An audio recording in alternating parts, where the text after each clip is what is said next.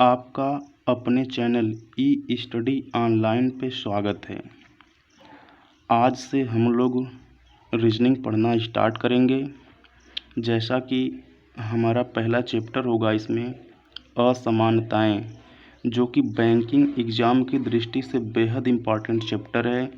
इस चैप्टर से banking exam में टोटल 5 प्रश्न पूछे जाते हैं और मैं आपसे वादा करता हूं कि अगर आपने मेरे सारे लेक्चर्स को अटेंड कर लिया इस चैप्टर के, तो 5 क्वेश्चन आप बिना पेन और पेपर सॉल्व करेंगे।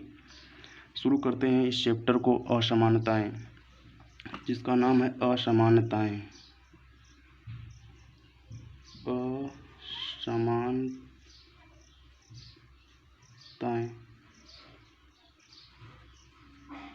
इस पूरे चैप्टर में आपको एक कथन दिया जाएगा और उसके बाद आपको निष्कर्ष दिया जाएगा। आपको उस कथन के आधार पर उस निष्कर्ष के आंसर देने होते हैं। मेरे भाई याद रखना, इस पूरे चैप्टर में असमानता वाले 5 चिन्हों का प्रयोग होता है।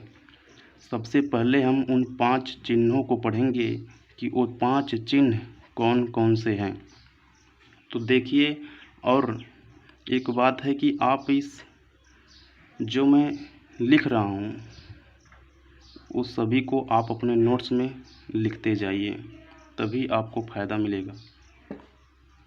5 चिन्ह कौन कौन से हैं तो हम पढ़ते हैं। पहले देखते हैं, एक बड़ा वाला चिन्ह होता है, एक बड़ा बराबर होता है, एक छोटा होता है, छोटा बराबर होता है और एक बराबर होता है। यही वो 5 चिन्ह हैं जो इस पूरे चैप्टर में लागू होंगे। 1 2 3 4 5। मेरे भाई, हम इन 5 चिन्हों को 2 फैमिलियों में बांट लेते हैं, एक ग्रेटर देन वाली फैमिली और एक लेस देन वाली फैमिली। ग्रेटर देन वाली फैमिली में हम 3 को रख लेते हैं और 3 को लेस देन वाली फैमिली में रख लेते हैं। तो हम पहले देखते हैं बड़ा वाला फैमिली, बड़ा वाला, और एक होगा छोटा वाला। बड़ा वाले में आपका बड़ा आ जाएगा, इसे इंग्लिश में ग्रेटर देन कहते हैं, और बड़ा बराबर आ जाएगा, इंग्लिश में ग्रेटर देन इक्वल कहते हैं, और एक इक्वल आ जाएगा। छोटा वाले में लेस देन आ जाएगा, हिंदी में छोटा कहते हैं, लेस देन इक्वल आ जाएगा, हिंदी में छोटा या बराबर, और एक बराबर। बराबर ये दोनों में कॉमन है। मेरे भाई,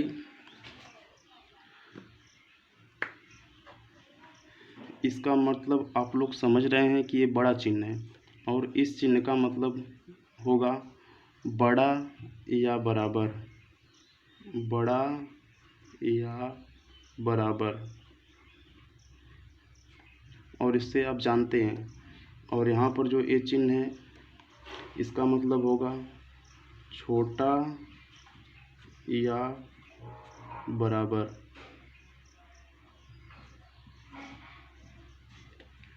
छोटा या बराबर, इसका मतलब छोटा होता है, ये बराबर है, आप लोग जानते हैं।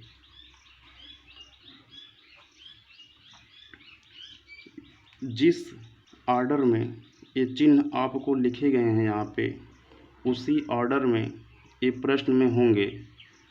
अगर सबसे पहले हम इस बड़े वाले के बारे में बात करते हैं। अगर क्वेश्चन में बड़ा और बड़ा बराबर दोनों एक साथ आएंगे तो आंसर होगा बड़ा वाला। बड़ा और बड़ा बराबर एक साथ आएंगे तो आंसर होगा बड़ा वाला। बड़ा और बराबर एक साथ आएंगे तो आंसर होगा बड़ा वाला। और यदि बड़ा बराबर और बराबर साथ में आएंगे तो आंसर होगा बड़ा और बराबर। अगर क्वेश्चन में ग्रेटर और ग्रेटर देन इक्वल आएगा तो आंसर ग्रेटर होगा। यदि प्रश्न में ग्रेटर और इक्वल आएगा तो आंसर ग्रेटर होगा। अगर प्रश्न में ग्रेटर देन इक्वल और इक्वल आएगा तो आंसर ग्रेटर देन इक्वल आएगा। यही वो बात है मेरे भाई जिसे आपको याद रखना है, और क्वेश्चन सॉल्व करते समय आपको पता चलेगी कि ये क्या है। उसी तरह से अगर यहाँ पे छोटे वाले को देखा जाए तो यदि छोटा और छोटा बराबर आ जाए तो आंसर छोटा होगा। अगर छोटा और बराबर आ जाए तो आंसर छोटा होगा, लेकिन यदि छोटा बराबर और बराबर आ जाए क्वेश्चन में तो आंसर छोटा या बराबर होगा। बस इतनी ही बात आपको याद रखना है।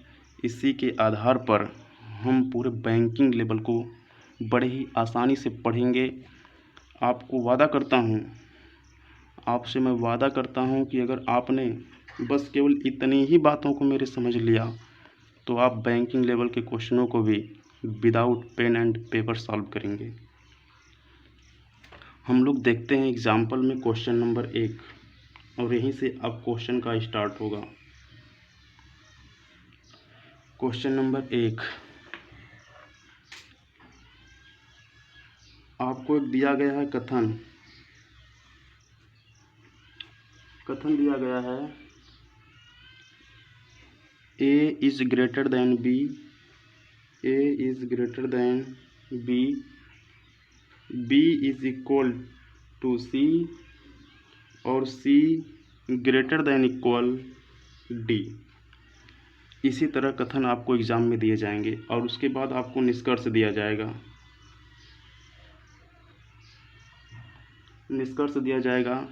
पहला निष्कर्ष है A greater than equal C और दूसरा निष्कर्ष है B is equal to D। अब देखिए, बहुत ध्यान से समझिए। देखिए, जो पहला निष्कर्ष है वो A और C के बीच में है, तो हम कथन में भी देखेंगे कि A से C तक जाने में हमें बीच में कौन कौन से साइन यूज हुए हैं। तो आप कहेंगे सर A से C तक जाने में हमको ग्रेटर और इक्वल यूज हुआ है, और मैं अभी आपको बताया कि अगर प्रश्न में ग्रेटर और इक्वल आ जाए तो आंसर ग्रेटर होता है, जबकि यहाँ पर ग्रेटर देन इक्वल दिया गया है। यहाँ पर आंसर होना चाहिए था ग्रेटर, लेकिन यहाँ पर ग्रेटर देन इक्वल दिया है, इसलिए हमारा निष्कर्ष 1 गलत होगा। अब देखते हैं निष्कर्ष नंबर 2 को। B से D में रिलेशन देखना हमें, तो B से D तक जाएंगे तो बीच में इक्वल आएगा और ग्रेटर देन इक्वल आएगा, और मैं आपको बताया कि इक्वल और ग्रेटर देन इक्वल आए बीच में अगर, तो आंसर ग्रेटर देन इक्वल होता है, जबकि यहाँ पर केवल इक्वल दिया गया है, इसलिए निष्कर्ष नंबर 2 भी गलत हो जाएगा। उम्मीद करता हूँ कि मेरी ये बातें आपको समझ में आ रही होंगी। एक अगला क्वेश्चन हम देखते हैं, question number 2।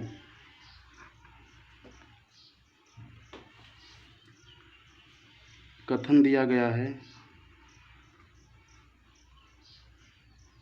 m is greater than equal r greater than t और t is equal to u। ये आपको कथन दिया गया है। अब इसके नीचे आपको निष्कर्ष दिया जाएगा, इसे निष्कर्ष समझ लीजिए शॉर्ट में।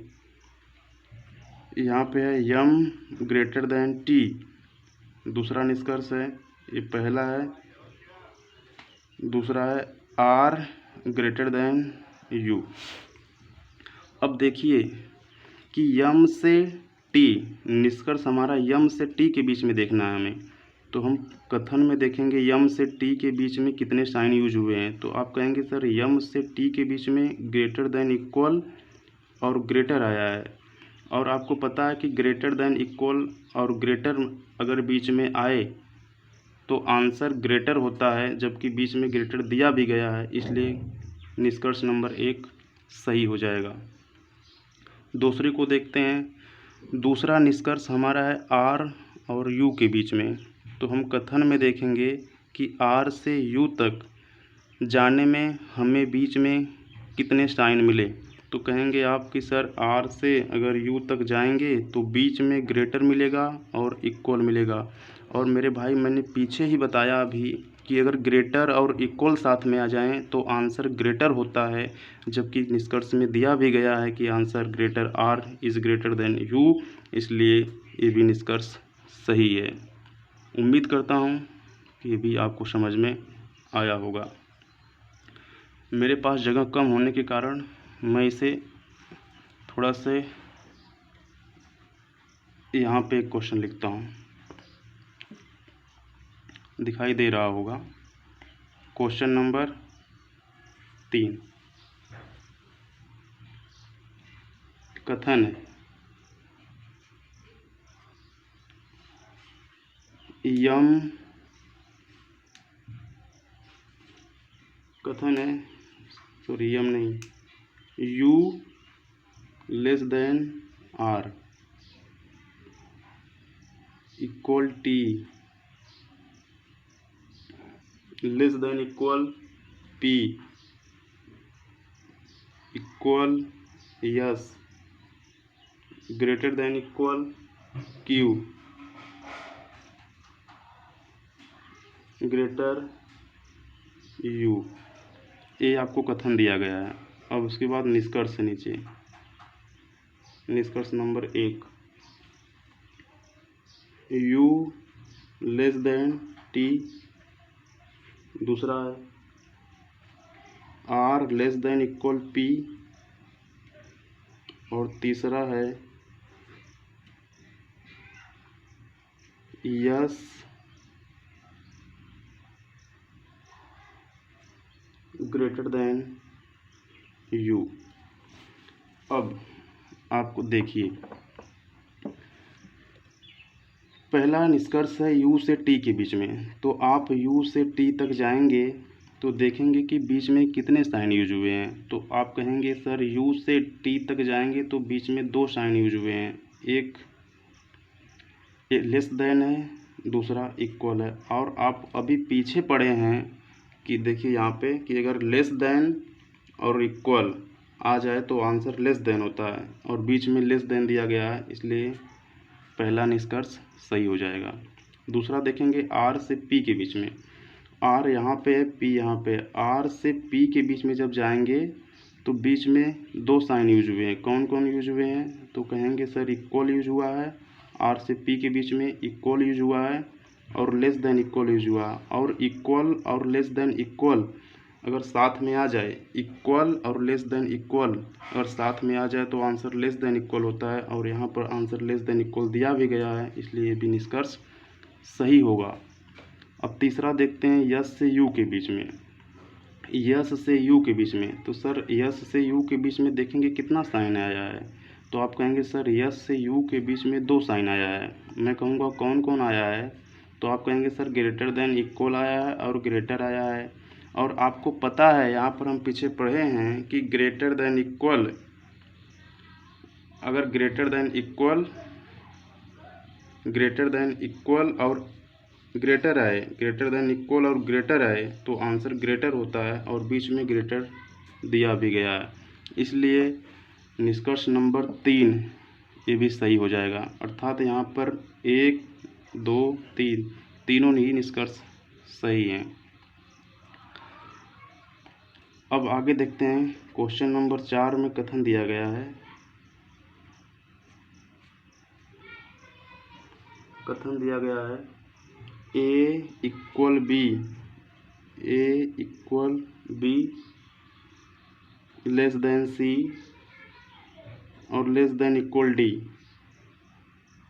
अब यहाँ पर निष्कर्ष दिया गया है सी ग्रेटर देन ए, दूसरा है सी लेस देन ए। अब यहाँ पे देखते हैं, इस क्वेश्चन को बहुत ध्यान से समझिएगा आप लोग। देखें कि सी से ए जाना है और यहाँ पे भी सी से ए जाना है।